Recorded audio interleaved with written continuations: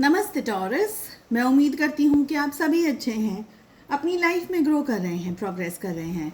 Sending in lots of prayers and best wishes from my side. Please take care, stay safe. First 15 days of September 2024 कैसे रहने वाले हैं आपके लिए, इसी टॉपिक पे हम रीडिंग कर रहे हैं। यहाँ पर हम ऑल ओवर एनर्जीज चेक करने वाले हैं, आपको किस एनर्जी में सबसे ज़्यादा रहने की ज़रूरत है और किस एनर्जी को अवॉइड करना है। साथ ही हम बात करेंगे आपकी लव लाइफ के बारे में, आपके रिलेशनशिप में क्या हो सकता है, आपके पार्टनर क्या एनर्जी में रहने वाले हैं। इसके अलावा अगर आप अपने लिए एक पर्सनलाइज्ड टारो रीडिंग बुक करना चाहते हैं, डिस्क्रिप्शन के अंदर आपको मेरा व्हाट्सएप नंबर मिल जाएगा। याद रखिएगा, ये एक जनरल रीडिंग है, कलेक्टिव रीडिंग है। इसकी एनर्जीज आपके साथ मैच हो भी सकती है, जो भी मैच हो उसको रखिए, एंड जो नहीं मैच हो रही है जस्ट लेट इट गो। किस एनर्जी में आपको सबसे ज़्यादा रहने की ज़रूरत है, हमारे पास में आ रहा है क्लिंगिंग टू द पास्ट का कार्ड अलॉन्ग विद सिक्सोफेनिया। और किस एनर्जी को आपको अवॉइड करना है, हमारे पास आ रहा है new vision along with projections. यहाँ पर मुझे ये लग रहा है कि टॉरस अपना पास्ट में लाइफ में कुछ हुआ है, कोई ऐसी सिचुएशन आई है, कोई एक ऐसी परिस्थिति आई है आपकी लाइफ में जहाँ पर आप आइदर स्टक महसूस कर रहे थे या आपको ये लग रहा था कि ये चीज़ मेरी ज़िंदगी में वैसी नहीं हो रही है जैसी कि होनी चाहिए थी। क्लैरिफिकेशन के लिए हमारे पास में द क्रिएटर की एनर्जी आ रही है। आई फील कि टॉरस पास्ट की किसी बात को लेकर के आपको थोड़ा ज़्यादा केयरफुल रहने की ज़रूरत है। आई ऑल्सो फील कि अगर आपका ध्यान, आपका फोकस पास्ट में है, सपोज जॉब है या करियर है या रिलेशनशिप है या कोई और ऐसी एनर्जी जो कि बहुत हर्ट कर रही है, बहुत ज़्यादा पेनफुल एनर्जी है, बहुत ज़्यादा आपको स्ट्रेस दे रही है, तो उस सिचुएशन से आपको इस समय निकलने की ज़रूरत है, हील होने की ज़रूरत है।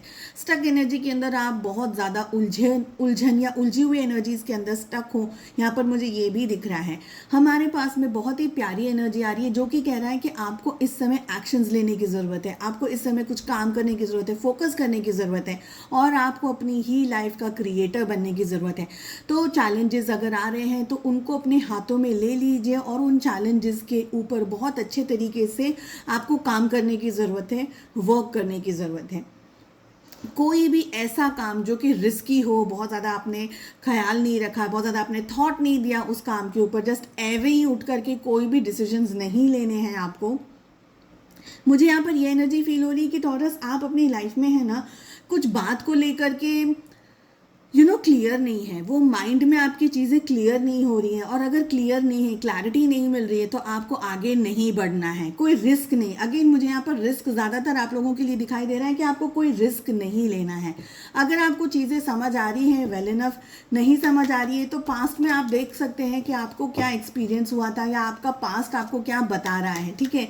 उस एक्सपीरियंस को लेकर के चीज़ों को बहुत ही शांति से सोच समझ करके ही आपको आगे बढ़ने की ज़रूरत है। आपकी लव लाइफ में आपकी क्या एनर्जीज रहने वाली हैं, हमारे पास में यहाँ पर दो कार्ड्स आ रहे हैं। आपके पार्टनर की एनर्जीज कैसी रहेंगी, we have two cards, and आपके रिलेशनशिप की एनर्जीज कैसे रहने वाली हैं। देखिए, मुझे ये भी लग रहा है कि आप लोगों के रिलेशनशिप में आप दोनों एक दूसरे को बॉटम से, अपने दिल से, अपने इमोशन से, अपनी फीलिंग से बहुत ही ज़्यादा एडमायर कर रहे हैं। बहुत ही ज़्यादा आप एक दूसरे को, आप और आपके पार्टनर, चाहे कांटेक्ट में चाहे नो कांटेक्ट में, लेकिन आप बहुत एडमायर कर रहे हैं उनको, आप उनकी तारीफ़ कर रहे हैं या आप उनको बहुत ही वर्दी समझ रहे हैं। बहुत ही खूबसूरत है ये एनर्जी जहाँ पर आप उनकी सारी अच्छाइयों के ऊपर सबसे ज़्यादा फोकस कर रहे हैं। तो मुझे ये भी लग रहा है कि कहीं ना कहीं आप इस रिलेशनशिप के अंदर थोड़े से ओवर थिंकिंग में आ रहे हैं या डीप डाउन बहुत ज़्यादा सोच रहे हैं, बहुत ज़्यादा समझ रहे हैं, बहुत ज़्यादा चीज़ों को इन डेप्थ में जाने की कोशिश कर रहे हैं।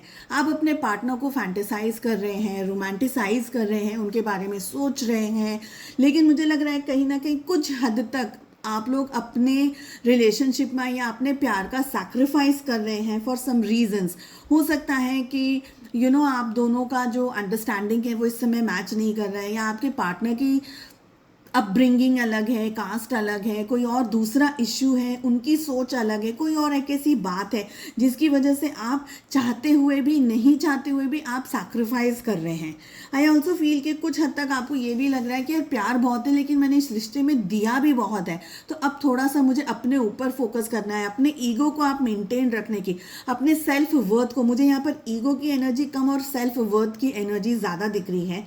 आई फील कि आपके पार्टनर इन दिनों में आपको कांटेक्ट करने के बारे में, रीच आउट करने के बारे में, अप्रोच करने के बारे में कोई एक स्पेसिफिक टाइम सोच रहे हैं कि यार इस टाइम पे मैं जाकर के अप्रोच करूं या रीच आउट करूं। आई फील कि आपके दोनों के ही एक दूसरे को लेकर के ख्याल और विचार बहुत ही स्ट्रांग है और बहुत ही पॉजिटिव है।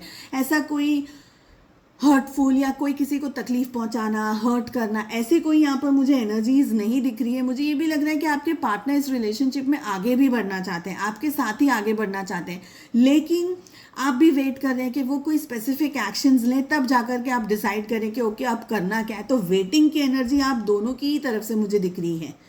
यहाँ पर प्यार है, यहाँ पर मोहब्बत है, यहाँ पर एक ऐसा साइकिल है जो कि आपकी लाइफ में उतार चढ़ाव लेकर के आ रहा है।